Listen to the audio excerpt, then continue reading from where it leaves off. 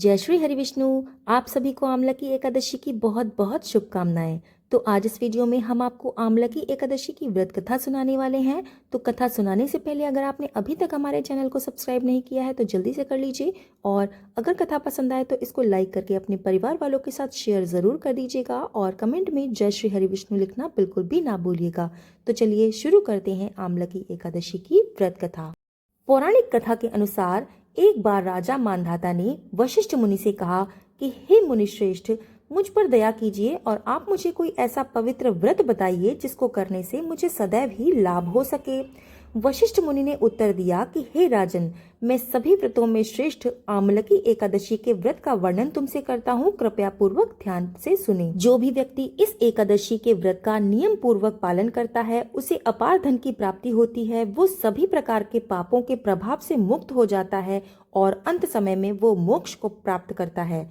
इस एकादशी का व्रत करना एक शुद्ध ब्राह्मण को 1000 गौदान के बराबर पवित्र करने वाला व्रत है। इसलिए कृपया मेरी बात ध्यान पूर्वक सुनो, क्योंकि मैं आपको एक शिकारी की कहानी सुनाता हूँ जो प्रतिदिन अपनी आजीविका के लिए निर्दोष जानवरों को मारा करता था, लेकिन उसने पूजा के निर्धारित नियमों का पालन करते हुए आमलकी एकादशी का व्रत करके अंत समय में उसने मोक्ष प्राप्त किया। इस कथा का वर्णन ध्यान पूर्वक सुनो। एक समय वैदिश नाम का राज्य हुआ करता था, जहाँ सभी ब्राह्मण, क्षत्रिय, वैश्य और शूद्र समान रूप से वैदिक ज्ञान, महान शारीरिक शक्ति और उत्तम बुद्धि से संपन्न थे। वहाँ कोई भी नास्तिक नहीं था और कोई भी पाप नहीं करता था।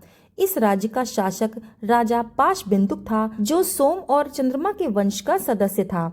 उन्हें चित्ररथ के नाम से भी जाना जाता था। वे बहुत ही धार्मिक और सत्यवादी प्रवृत्ति के थे। ऐसा कहा जाता था कि राजा चित्ररथ के पास 10,000 हाथियों का बल था और वे बहुत अधिक धनवान थे, और साथ ही साथ वैदिक ज्ञान की वो 6 शाखाओं को पूरी तरह से जानते थे। महाराज चित्ररथ के शासन काल में सभी लोग अपने अपने धर्मों का पूरी तरह से पालन करते थे। पूरे देश में ना तो कोई कंजूस था और ना ही कोई दरिद्र। कभी भी वहां सूखा और बाढ़ नहीं आई। वास्तव में वो पूरा राज्य रोग मुक्त था और सभी लोग अच्छे स्वास्थ्य का आनंद लेते थे। लोग भगवान विष्णु के सर्वोच्च व्यक्तित्व की प्रेम पूर्वक भक्ति भाव से सेवा किया करते थे। राजा भी ऐसा ही किया करता था। वो भगवान विष्णु का अनन्य भक्त था। इसके अलावा वो महीने में 2 बार एकादशी का व्रत भी किया करता था और वहाँ की समस्त जनता भी इस व्रत का पालन किया करती थी। इस तरह हे राजाओं में श्रेष्ठ वैदिश के नागरिक बहुत ही लंबे समय तक महान सुख भोगते हुए समृद्धि में जी रहे थे। सभी प्रकार के भौतिक धर्मों को त्याग कर उन्होंने खुद को पूरी तरह से सर्वोच्च भगवान श्री हरि विष्णु की प्रेम पूर्वक सेवा में अपने आप को समर्पित कर दिया। एक बार फागुन महीने में द्वादशी के साथ आमलकी एकादशी का पवित्र व्रत आया। राजा चित्ररथ को एहसास हुआ कि ये विशेष व्रत बहुत ही लाभ प्रदान करने वाला व्रत है। इस प्रकार उन्होंने वैदिश के सभी नागरिकों के साथ इस पवित्र एकादशी के व्रत को बहुत ही सख्ती से मनाया और सभी नियमों और विनियमों का सावधानी पूर्वक पालन भी किया। नदी में स्नान करने के बाद राजा और उसकी सारी प्रजा भगवान विष्णु के मंदिर में गए, जहां पर आंवले का एक वृक्ष लगा हुआ था। सबसे पहले राजा और उसके प्रमुख ऋषियों ने वृक्ष पर जल से भरा हुआ घड़ा और साथ ही सुंदर छत्र, जूते, सोने, हीरे, मणिक, मोती, नीलम और सुगंधित धूप चढ़ाई। फिर उन्होंने भगवान विष्णु की पूजा की और उनसे प्रार्थना की कि हे भगवान विष्णु, हे सर्वत्र प्रसन्न करने वाले, हे संसार के मुक्तिदाता, कृपया इस पवित्र आमलकी वृक्ष के नीचे आएं और हमारी प्रार्थना को स्वीकार करें। फिर उन्होंने आमलकी वृक्ष से प्रार्थना की कि हे आमलकी, आप ब्रह्मा की संतान हैं, आप सभी प्रकार के पापों को नष्ट कर सकते हैं। कृपया आप हमारी सादर प्रार्थना को स्वीकार करें और इस भेंट को भी स्वीकार करें। हे आमलकी, आप वास्तव में ब्रह्मा जी का ही एक रूप हैं और एक बार भगवान रामचंद्र जी ने भी आपकी पूजा की थी। जो कोई भी आपकी परिक्रमा करता है वो तुरंत ही अपने पापों से मुक्त हो जाता है। इस तरह की प्रार्थना करके और भेंट देने के बाद राजा चित्ररथ और उनके सभी लोग रात भर जागते रहे और इस पवित्र एकादशी व्रत को नियंत्रित करने वाले सभी नियमों के अनुसार प्रार्थना और पूजा करते रहे। उसी दौरान उस सभा में एक बहुत ही अधार्मिक सा व्यक्ति वहां पर पहुंचा। वो ऐसा व्यक्ति था जो जानवरों को मारकर अपना और अपने परिवार का भरण पोषण करता था। थकान और पाप दोनों से दबा हुआ था। शिकारी ने राजा और वैदिश के नागरिकों को बहुत ही सुंदर जंगल में पूरी रात जागरण, उपवास और भगवान विष्णु की पूजा करते हुए आमलकी के वृक्ष के नीचे व्रत का पालन करते हुए देखा, जो कई दीपों से शानदार ढंग से प्रकाशित हो रहा था। शिकारी पास ही में जाकर छिप गया और ये सोचने लगा कि उसके सामने जो ये असाधारण सा दृश्य हो रहा है वो क्या हो रहा है। वो इस तरह से विचार करता रहा और पूरी रात जागता रहा। उसने देखा कि उस सुंदर जंगल में पवित्र आमलकी के वृक्ष के नीचे भगवान विष्णु की मूर्ति को जल पात्र के आसन पर पूजा जा रहा था और उसने भक्तों को भगवान कृष्ण के दिव्य स्वरूपों की लीलाओं का वर्णन करते हुए सुना और पवित्र गीत गाते हुए सुना। वो शिकारी जो निर्दोष पक्षियों और जानवरों को बड़े ही अधार्मिक तरीके से मार देता था, उसने उस पूरी रात में किसी भी जानवरों या फिर पक्षी को नहीं मारा।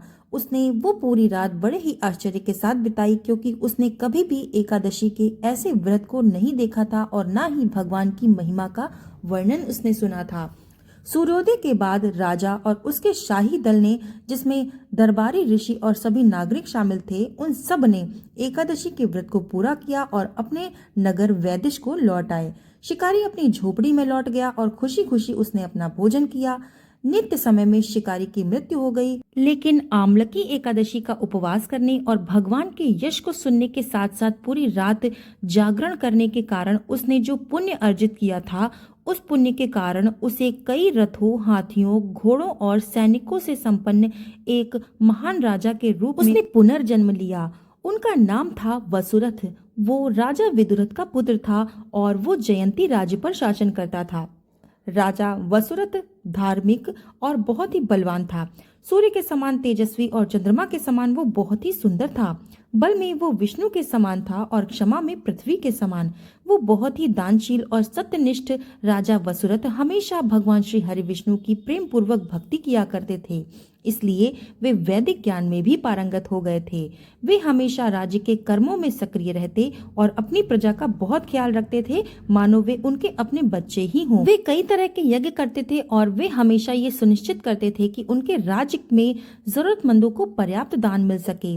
एक दिन जंगल में शिकार करते समय राजा वसुरथ रास्ता भटक गए और कुछ देर भटकने के बाद आखिरकार थक हार कर वो एक पेड़ के नीचे रुक गए और वो बहुत थके हुए थे, इसलिए वो उसी पेड़ के नीचे सो गए। जब वो सो रहे थे तो कुछ बर्बर आदिवासी उनके पास आए और राजा के प्रति अपनी पुरानी दुश्मनी को याद करने लगे। वो सोचने लगे कि इसने तो हमारे माता पिता, भाई बहनोई, पोते भतीजे, चाचाओं को मार डाला था, इसीलिए तो हम लोग जंगलों में पागलों की तरह बेमतलब भटकने को मजबूर हैं। ऐसा कहते हुए उन्होंने भाले, तलवार, तीर और रहस्यमयी रस्सियों सहित विभिन्न प्रकार के हथियारों से राजा वसुरथ को मारने की तैयारी की, लेकिन इनमें से कोई भी घातक हथियार सोते हुए राजा को छू भी ना सका और जल्द ही असभ्य कुत्ते खाने वाले आदिवासी उससे डर गए। उनके डर ने उनकी ताकत को खत्म कर दिया और कुछ ही समय में उन्होंने अपनी थोड़ी बहुत बुद्धि भी खो दी और घबराहट और कमजोरी से लगभग वो सभी बेहोश हो गए। अचानक राजा के शरीर से एक सुंदर स्त्री प्रकट हुई, जिसने आदिवासियों को चौंका दिया। कई आभूषणों से सजी, एक अद्भुत सुगंध बिखेरती, गले में बेहतरीन माला पहने हुए, भयंकर क्रोध के भाव में अपनी भौहों को सिकोड़े अपनी ज्वलंत लाल आंखों से वो मौत की तरह दिख रही थी। अपने धधकते चक्र से उसने सभी आदिवासी शिकारियों को जल्दी से मार डाला, जिन्होंने सोते हुए राजा को मारने की कोशिश की थी।